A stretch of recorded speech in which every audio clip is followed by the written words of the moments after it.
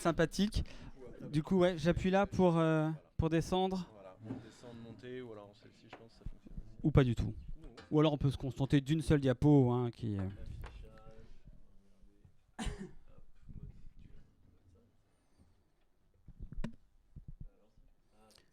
Ah, sans mode. Ouais, sinon, tu te mets, ouais, mets-toi sur la flèche là, au pire et puis je verrai comme ça. Ouais, non, mais de toute façon, c'est pas. Ouais, hop.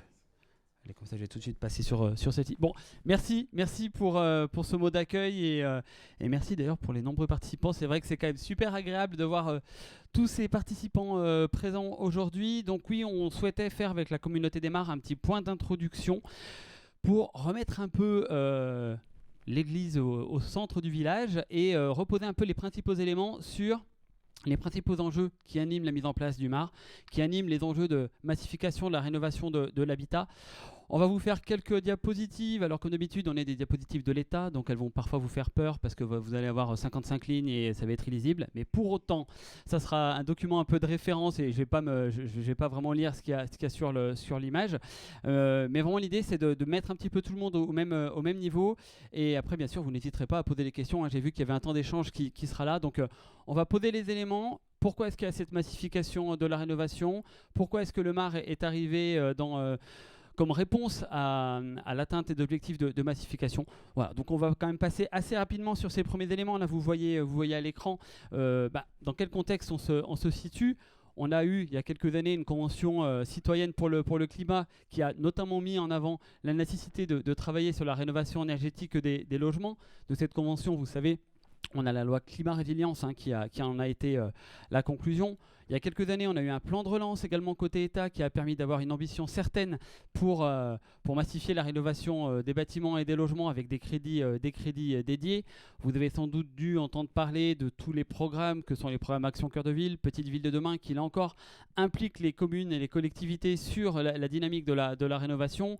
Et alors, même si à l'heure actuelle, il y a un peu des balbutiements, mais l'objectif de zéro artificialisation nette fait vraiment partie des principaux axes sur lesquels il y avait besoin de rénover des logements pour éviter de construire encore et encore. Donc on est toujours dans ce contexte-là, malgré quelques petites différences. Également mettre en perspective le budget de l'ANA. Alors je ne vais pas vous représenter qui est l'ANA, l'Agence nationale de l'habitat, qui est là pour accompagner les ménages et les collectivités dans les perspectives de rénovation de logements, mais simplement mettre en perspective la hausse du budget depuis environ maintenant 7 ans. Au niveau national, on est passé de 700 millions d'euros à 4,4 milliards d'euros cette année. On a bien souligné qu'en 2025, je pense que ça ne vous a pas échappé, le contexte il est assez contraint. Il y a vraiment un contexte qui n'est pas évident, que ce soit au niveau national et au niveau international. Donc on a pu batailler ferme pour obtenir un budget qui est l'équivalent de ce qu'on a pu dépenser l'année dernière en 2024. Donc ça a été quand même une première petite victoire, même si on sait qu'il y aura encore besoin de plus pour atteindre les objectifs de la stratégie nationale bas carbone. En tout cas, ça démontre qu'en quelques années, on a un budget qui a vraiment été démultiplié pour porter nos principales ambitions. Un écosystème, exemple de diaporama dont je vous parlais tout à l'heure, qui vous fait sans doute plaisir, mais on va y revenir tout à l'heure avec nos collègues du CEDRE, du Centre de ressources. On est sur un écosystème où de nombreux acteurs interviennent pour porter les objectifs de massification de la rénovation. J'ai évoqué l'État, bien sûr, avec l'ANA, j'ai évoqué les collectivités, on reviendra tout à l'heure sur les espaces conseils France Rénov'. Bien évidemment, on sait que les artisans et les professionnels du bâtiment font pleinement partie de nos ambitions pour être au service des usagers, mais on a bien mis en exergue le rôle des accompagnateurs rénov', on va y revenir tout à l'heure, mais sans accompagnement, difficile d'atteindre des rénovations ambitieuses. Donc on voulait quand même vous mettre ça à l'écran pour bien montrer le nombre d'acteurs qui interviennent, on va y revenir tout à l'heure, et bien mettre en exergue mon accompagnateur rénov'. Un petit point également de vulgarisation. Alors certains ont déjà vu cette diapo, certains connaissent, d'autres ne connaissent pas, mais on vous l'a quand même mis à l'écran. C'est vous indiquer comment fonctionne l'organisation territoriale pour la distribution, notamment des aides financières. Donc sachez qu'on a une organisation qui est un peu en auto-noir, comme on le dit. Donc on a l'ANA Centrale qui est une agence qui est rattachée au ministère de tutelle, qui est le ministère de l'écologie, ministère du logement. Donc il y a cette ambition de rénover les logements. Voilà, c'est le plus haut niveau, c'est eux qui négocie avec le ministère les budgets. On a ensuite différents échelons, donc l'échelon régional dont nous faisons partie, nous, côté de Réal. On est la délégation régionale des aides à la pierre, on a un rôle d'animation et on a vraiment cet enjeu-là de faire partager les bonnes expériences, mais également avec ce rôle de délégation régionale, c'est nous qui récupérons les enveloppes au niveau régional et ensuite on les travaille avec nos directions départementales des territoires, qui est l'échelon départemental et qui travaille pour le compte du préfet, pour qu'il y ait une bonne utilisation des crédits au niveau local. Et puis on a remis donc en bas le dernier échelon qui est l'échelon des collectivités, notamment pour les établissements publics de coopération intercommunale et les conseils départementaux, donc qui sont les maîtres d'ouvrage des différents dispositifs programmés dont vous devez sans doute connaître l'existence. Alors ce sont les opérations programmées de l'habitat, les OPA, ce sont les PIG, programmes d'intérêt généraux, ce sont tous ces éléments-là qui existent depuis de nombreuses années, qui sont en cours de réflexion pour évoluer, pour répondre à nos ambitions de massification dans les mois et années à venir.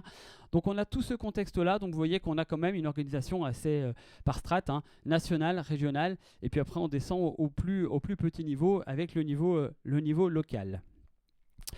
Bon, là je vais passer assez rapidement, mais c'est juste pour remettre en perspective la mise en place de France Rénov depuis la loi Climat Résilience et sa mise en place effective en 2022. France Rénov, le service public de la rénovation de l'habitat, qui est là pour apporter information, conseils et même accompagnement pour l'ensemble des ménages sur toutes les thématiques de l'habitat. Le France Rénov est un peu la conclusion de ce qui existait, notamment nous en région Auvergne-Rhône-Alpes, des espaces info-énergie, des plateformes de la rénovation énergétique, en lien avec également l'accompagnement qui a été fait par tous les opérateurs historiques de l'ANA de type Solea, Urbanis et j'en passe. Donc on a quand même ce service public qui est en place maintenant et qui s'inscrit dans cette architecture de marque rationalisée avec MaPrime Rénov, MaPrime Habitat et MaPrime Logement Décent, ce qui démontre bien qu'on est dans une période où on travaille sur les thématiques réno-énergétiques, l'autonomie, l'habitat indigne, l'écopropriété. Donc là encore, on a mis en exergue le rôle des accompagnateurs Rénov, notamment dans le cadre de MaPrime Rénov, pour accompagner les ménages. Donc ça démontre une nouvelle fois un écosystème où de nombreux acteurs sont présents. Alors là encore, une diapo qui vous fait sans doute très plaisir, mais que vous lirez à tête reposée un soir au coin du feu. C'est vraiment pour mettre en évidence la mise en place des pactes territoriaux. Tout à l'heure, j'évoquais le fait de l'existence des PIG et des OPA. L'évolution de ces PIG et des OPA, c'est le pacte territorial qui vraiment contractualise le service public de la rénovation de l'habitat entre les collectivités maîtres d'ouvrage et les services de l'État pour aboutir, comme on disait tout à l'heure, à un vrai service public universel, lisible pour l'usager et qui est vraiment accessible pour tous. L'idée derrière, alors c'est le mot que vous entendez sans doute, c'est le parcours simple sans couture, c'est-à-dire que pour le ménage, il faut que ce soit un premier référent, il appelle, pour lui c'est plutôt clair, même si derrière on sait, on le construit ensemble, on a parfois encore quelques petits points d'achoppement pour avoir un parcours vraiment fluide. Donc en tout cas, c'est l'objectif de ce service public, c'est l'objectif de ce pacte territorial qui est en train d'être, on va y revenir tout à l'heure avec quelques chiffres, c'est ces pactes-là territoriaux qui sont en train d'être mis en place sur l'ensemble du territoire.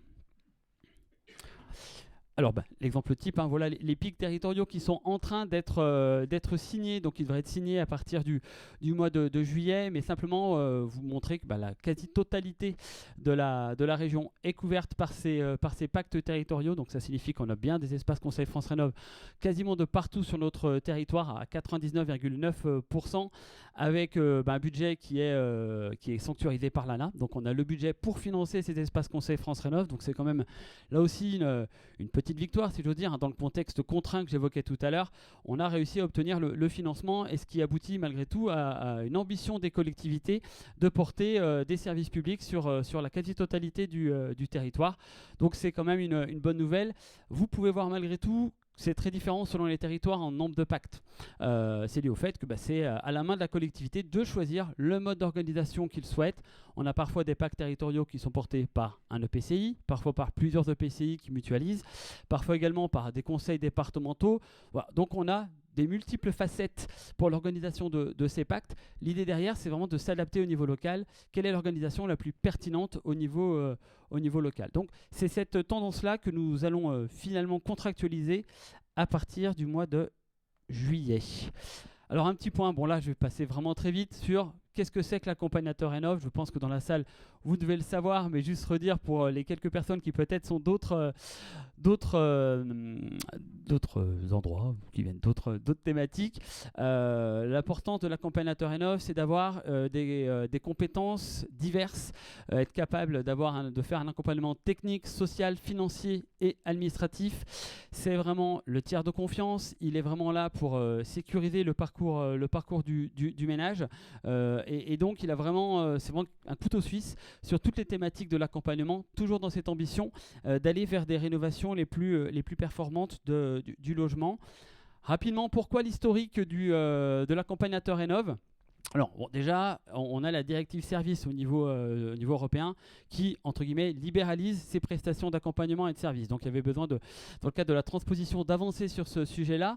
Mais pas que. C'est pas qu'une obligation, c'est également parce qu'il y avait un réel enjeu.